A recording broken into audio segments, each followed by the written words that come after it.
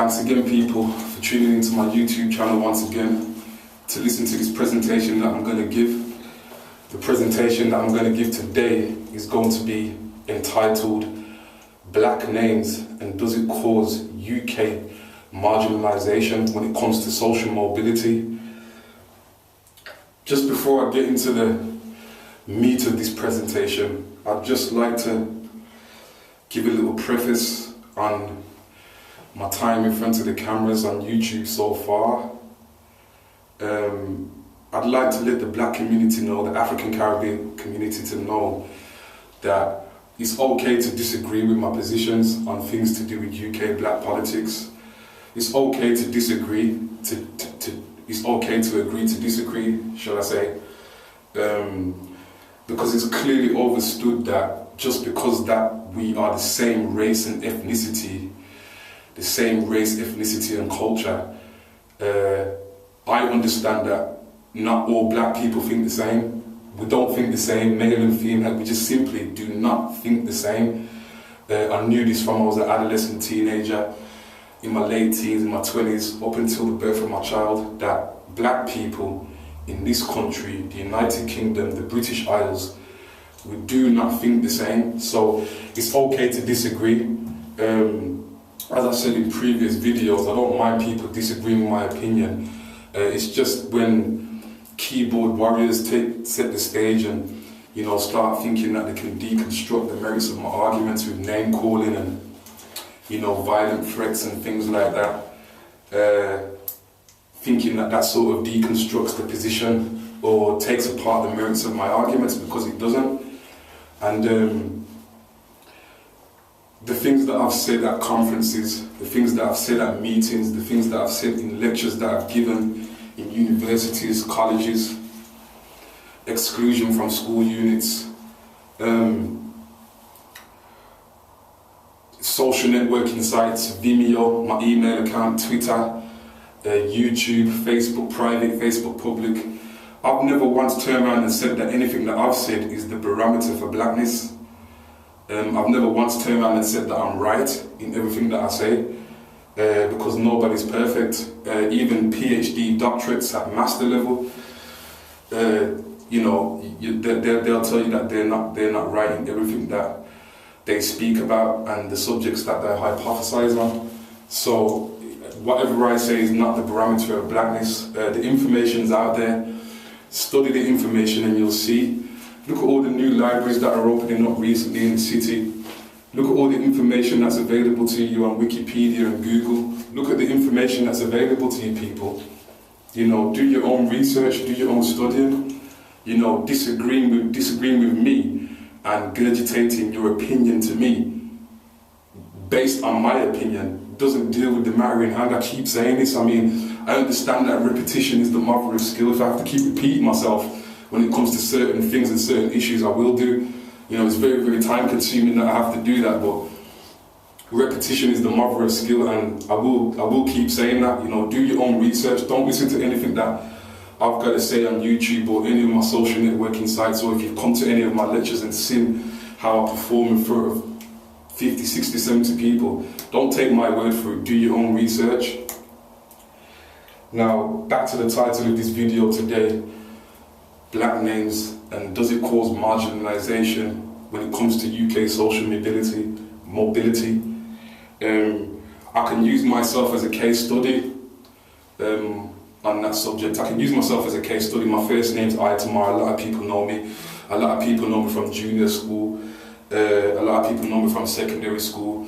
I have family in a Birmingham gang who's been at the head of a Birmingham gang for a long time now. Well, I won't even call it a gang. I shouldn't call it a gang. I'll take that back, because when I think of gangs, I think of gangs like the Triads and the Conservative Party and the Labour Party, and those are necessarily organised crime groups that I would necessarily call a gang. There's a lot of people that know me, and there's a lot of people that have had sort of confusion when it comes to my first name, pronunciation issues and what does it mean, and etc, etc, etc. And I've just completed 3 courses at college recently, 3 separate courses, Equality and Diversity level 2 or 3, I think it was. I'm still waiting for the certificate for that. and a EU trainers course, and another course. Now, in this EU trainers course, there's one or two people in that group that sort of were very, very opposed to when I actually spoke about black names and does it cause UK marginalisation online. And what I found funny is that everything that I said regarding my name in particular, not everything else surrounding that, just my name in particular, it was actually played out in front of, you know, these people's very, very eyes when it came to my name and pronunciation issues and people having, you know, regurgitative long comments about it, you know, regurgitative long things to say, you know, long conversations about it. And as I say, the pronunciation issues that goes with that. And I also remember being in junior school, you know, and I'm going to say, I know I'm going to offend a few people, but, you know, I don't necessarily come online to make friends with anybody. I remember being at junior school and being at secondary school, people used to make fun out of my name when the teachers used to read the register. Well, shall I say, so when supply teachers used to come in and used to read the register, these supply teachers always used to get my first name wrong. And, you know, there were other children of the same ethnic background as myself, the Afro-Caribbean, the tribe of Afro-Caribbeans, you know, there was a lot of bad breed children that used to sort of mock my name and try and take the piss out of my name because these bad breed children are not culturally centralized, and you know, if they're going to take the piss out of my name, it just shows the type of household that these children come from and how they've been culturally centralized, you know. And it's funny because those children that used to try and take the piss out of my name, they actually have European first, middle and last names. That was the funny thing about it. And, you know, something that rapper Old DB said, rapper Old Dirty Bastard said in one of his songs. I'm going to try and quote what he said. What did he say? He said, "What do you like that slave name? What do you think it sounds better? Woo World Order, Woo World Order." You know, listen to what he says. You know, you can say what you want about Old Dirty Bastard, but, you know, he said, "What do you like that slave name? What do you think it sounds better?" You know, that's will be my response to those bad breed children that used to try and take the piss out of my name when the supply teachers used to mispronounce my name. You know, they think that their European first, middle and last name sounds better than my African name. Well, my name is actually a Hebrew name, so I've been told it's a Hebrew name. So that's just the first aspect of marginalisation and UK social mobility. Now, the second point that I'm going to get a bit deep now. The second point is when it comes to applying for jobs and housing, and when it comes to interacting with the police force and judicial systems. I've worked in many institutions, and, you know, I've seen how Anglo-Saxon people react when they cannot identify an African-sounding name or an Islamic-sounding name, Islamic-looking or Islamic. I've seen how these people act, and these people come to me first off and say, "Ithamar, who is this? Can you pronounce this name? What does that say?" You know, just under the ultimate impression that I'm going to be able to describe that name or pronounce that name or verbalize that name to them, because these people cannot pronounce these names. These names are inaccessible to these people. You understand what I'm trying to say? And what I've also seen in these institutions as well, I think it's because the way I am with people outside my race when it comes to work institutions and things like that, they're sort of comfortable in doing certain things around me because I know how to act in front of certain people, and I know how to react, you know, when I'm in front of the camera. You know, I've seen when people with inaccessible names apply for jobs and the application forms come in, and I'm going to be real. I'm going to be real as money with what I'm about to say. When people in institutions who are in control of the means of opportunity see names that are inaccessible to them, your application forms are going in the bin. When these people see your application forms, you're applying for jobs, right, and they cannot pronounce your name, it's inaccessible to them, your application form's going in the bin. This is something that the black community in particular needs to understand, and other ethnic groups need to understand as well. But as I said in other videos, it would be stupid for me to start hypothesizing on issues to do with other races of mankind when in this country the tribe of African Caribbeans are at the bottom of the socio-economic pile. Your application forms are going to go in the bin. Now, from as long as I can remember growing up in the household, I remember hearing my mum, you know, my father, who wasn't in the home, but the few times that I did see him, my grandparents, I always remember hearing them saying, if you go on to school, if you grow up and get a good education and go get a good job and this and that and that, that's all good in saying that. You know, to my extended family members, my grandmother, rest in peace, my mother, my father, and other extended, it's all good in saying that.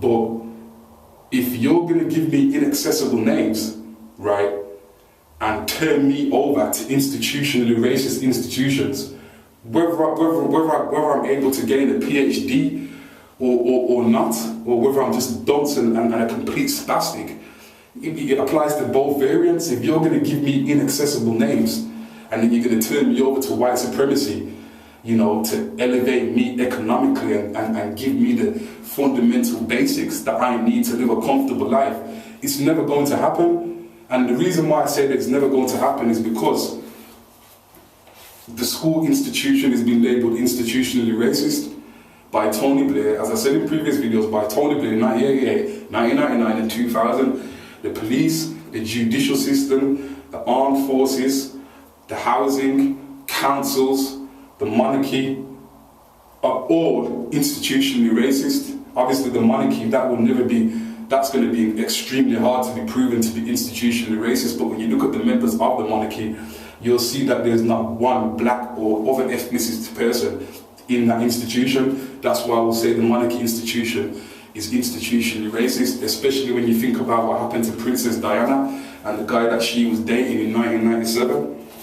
She wasn't even married to the guy, and look at what happened to her. So, just to recap that, you know, if you're going to name your children certain names, understand that your children are going to be marginalised when people pick up those application forms and see that the name's inaccessible, and your application form is going to go in the bin. And this is why there's a lot of unemployment amongst the black community. It's not that black people don't want to do better, but if you're not going to allow black people the means to do better, and you're going to marginalise people just because of their names, it's going to be virtually impossible. And that again goes to lack of accountability. You know, you've got your parents, you've got your grandparents telling you to go to school, do this, do that, but you're giving us inaccessible names. Do you understand what I'm trying to say? Now, obviously the solution to that is if black people, the tribe of African Caribbean people, did what other ethnic groups did when they come to this country, which was build an economic foundation. Do you understand what I'm trying to say? Galvanize the black pound and start building our own institutions. Then you can name your child Daffy Duck. You can name your child Daffy Duck, Mickey Mouse, you know, Roadrunner or Sonic the Hedgehog, if you've got your own institutions. You understand what I'm trying to say? The Sikh community, the Sikh man, he can call his son Jasdeep Singh. He can call his son Sukhdev Singh, because the Sikh community understands that they have their own places of worship, they have their own schools, they have nations within nations. Same thing with the tribe of Chinese people. They can call themselves whatever they want. You know, but if you was to see a Sikh person, meet a Sikh person or a Chinese person, and he was to tell you that his name's Patrick Murphy, you'd look at that Sikh or Chinese person like he's insane. Like, Patrick Murphy's Irish, that has nothing to do with China or Northern India. Why is your name Patrick Murphy? But it seems to be okay when black people are calling their children Patrick Murphy, because it's seen as the norm, because obviously anybody that understands certain things will understand that we are the direct descendants of slaves, which is why our last names and first names are the way they are.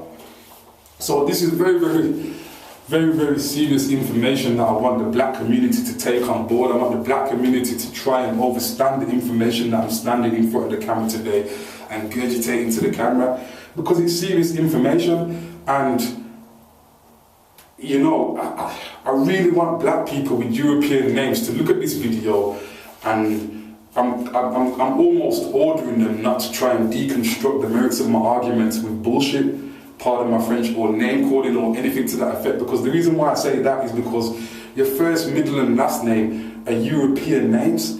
You don't understand what it means to be marginalized, when it comes to applying for jobs, when it comes to housing, when it comes to the judicial system, when it comes to family law, you don't understand what it's like to be marginalised. Your name's Patrick Murphy, you apply for a job.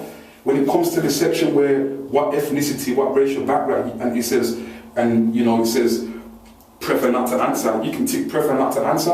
If you're putting your name down as Patrick Murphy and you're as black as midnight, you send an application form off. The manager and the employers, they're not going to be none the wiser. They're going to swear blind that this is a white person with the name Patrick Murphy. It's only until they go to the job interview and they see that the person is black. It might be a different story, but at least you've gotten past the first hurdle, as opposed to being marginalised and your application form being thrown in the bin simply because of your name. I really want black people to understand this information that I'm coming with today. This is serious information. This ain't a joke. I'm not standing here in front of the camera because I want to. I'm standing here in front of the camera because I have to.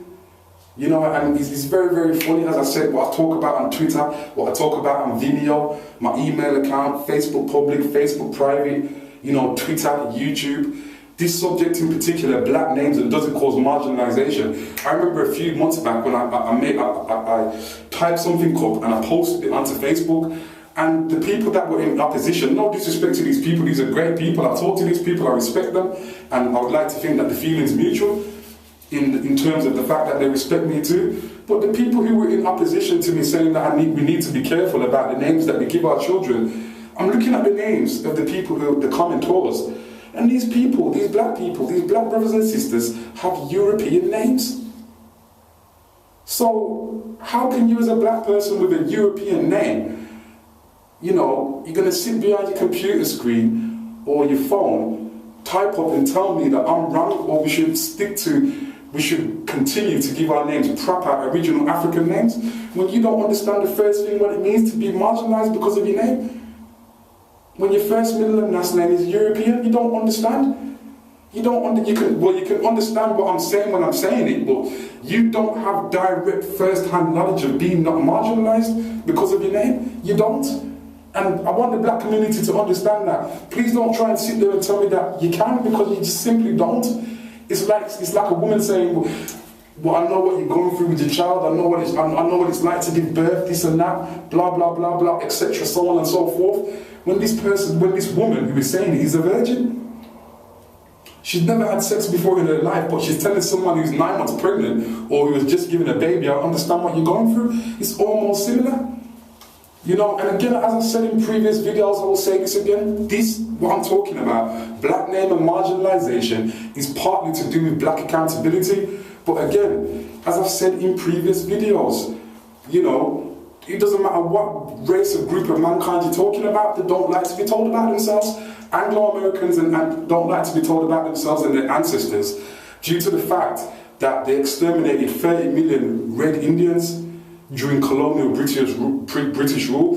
They don't like to be told about the fact that they dropped an atomic bomb on Japan, Hiroshima and Nagasaki during World War II. They don't like to be told about those things. The British don't like to be told about themselves and the fact that they took China to war a couple of centuries back so they could sell heroin to the Chinese community.